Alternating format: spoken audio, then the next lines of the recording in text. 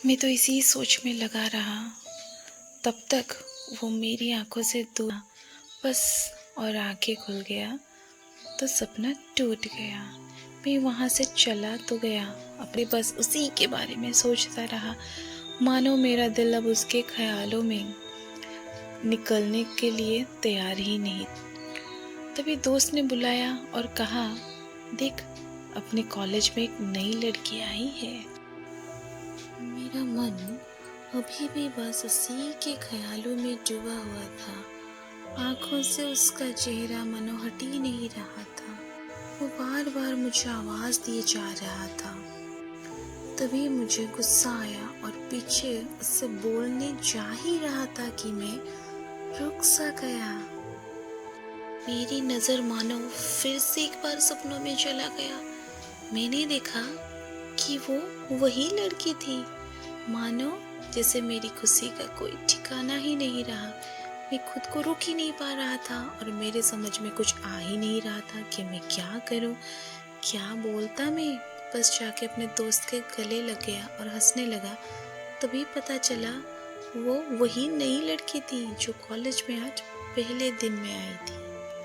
मैं तो मानो हवा में उड़ने लगा। फिर मैंने एक दिन अपने दोस्त को बताया कि ऐसा ऐसा है। उसने कहा, जाके बोल दे उसे अपने दिल की बात। लेकिन मैं डरता था कि वो क्या कहेगी, क्या लगेगा उसे। यही सोच के मैं हमेशा रुक जाता था। मैं सोचने लगता था कि कहीं वो मेरी बातें सुन के मुझसे दूर ना हो जाए।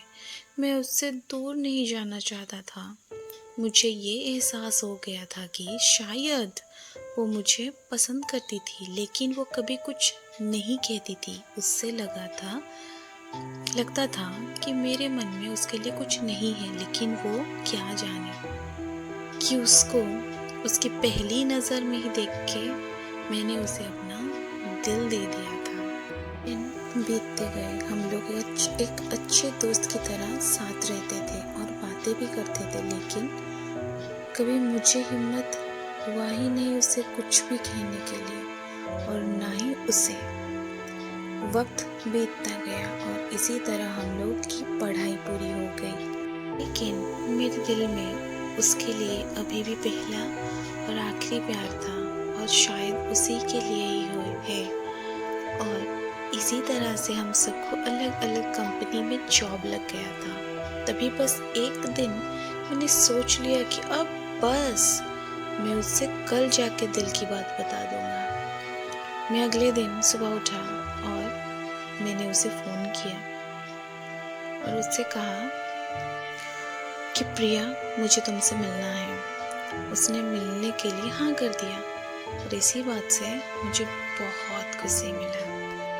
हम लोग ने एक समय निर्धारित किया था और मैं उसी समय से पहले वहाँ उसका इंतज़ार कर रहा था। तभी मेरी नज़र उस पे पड़ी। वही कपड़े, वही बैग, वही छोटी छोटी आंखें और चेहरे पे वही प्यारी सी मुस्कान। मानो ऐसा लग रहा था कि वही पहला दिन हो जब मैंने उसे पहली बार देखा था। वो धीरे धीरे आ रही थी। मैं तो बस उसे देखता ही जा रहा था। फिर वो पास आती रही, फिर वो मेरे सामने बैठ जाती थी। तभी बस मैंने उससे कहा कि मुझे कुछ कहना है तुमसे।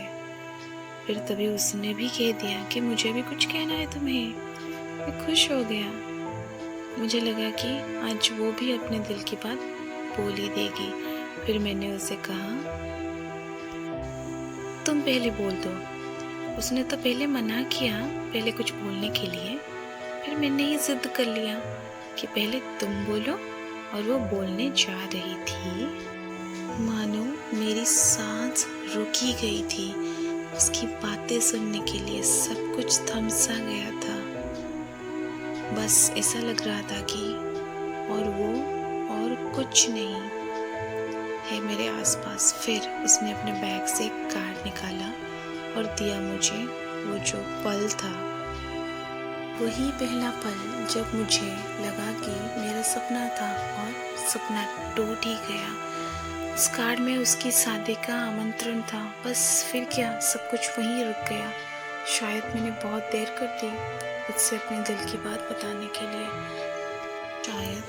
बहुत बहुत है। फिर उसने मुझसे पूछा कि तुम क्या कहना चाहते थे। मैं क्या कहता था।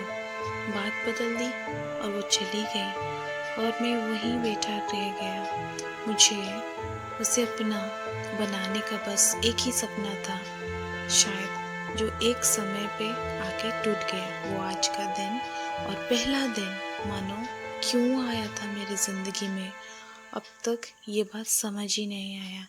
पहला दिन भी एक सपने की तरह आई थी और कुछ देर बाद टूट गई, और ये आज का पल जो फिर से एक सपना बनकर पल में टूट गया। इसीलिए बच्चों, कभी भी अपने दिल की बात बताने में देर ना करो, वरना इतना देर हो जाता है कि अपने प्यार को बस सपने में ही अपना बनाना पड़ जाता है। तो आज के लिए इतना ही बच्चों, मैं कल आऊँगी दूसरी कहानी लेके। तब तक बाय बाय।